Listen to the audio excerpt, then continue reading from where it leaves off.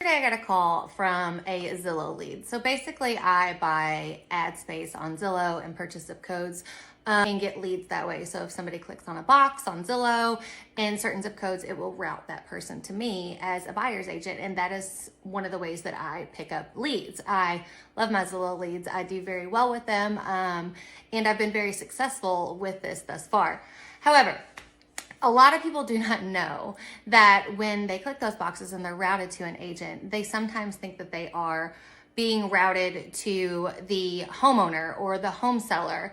And that's not the case. You're being routed to a buyer's agent because a buyer's agent is the one that's going to represent you during that transaction.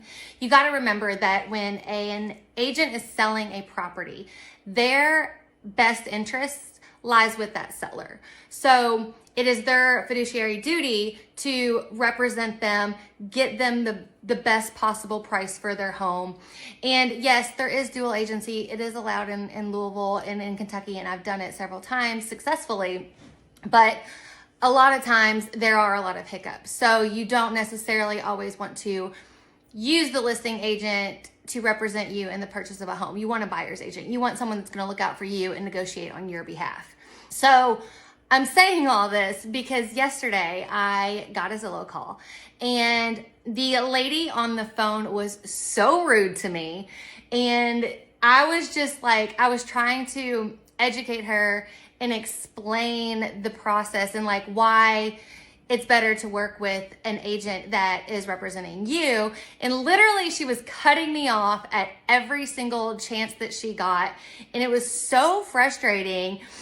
And she was just super snarky and super rude. And I was like, you know what? I was like, obviously there's nothing I can do to help you or let you know anything about this house. You know, it's like, I'm happy to send you all the information. I can check with the listing agent, you know, I can get you. She was like, well, you're not going to know anything about the HVAC or the roof. And I was like, no, but there's a seller's disclosure where they are required to list all of that information, which I would be happy to share with you if you would like. And she was just a jerk. So ultimately hung up the phone, went to look, because when I'm routed as a Zillow lead, I get the email address and the contact information and the phone number. So it popped up in my email this morning with all of her contact information. And this lady is someone that is bringing a lot of jobs to Louisville. Like, well, I don't know if it's her per se, but this company is, they're bringing jobs to Kentucky. And I was actually recently promoting them and sharing their story on my Instagram. And now I just have a really bad taste in my mouth about all of it. Obviously, I'm super excited that you're getting new companies here in Kentucky, and that means more jobs for our locals. But this lady was shitty to me and she was so rude. And now I'm just like, you know what? I'm not going to buy your products, because if you're going to treat me like that, how are you going to treat the rest of my local people here in Louisville? Because you're not from here and I know where you're from. And maybe that's the type of people y'all are over there, out there, but we're not like that here.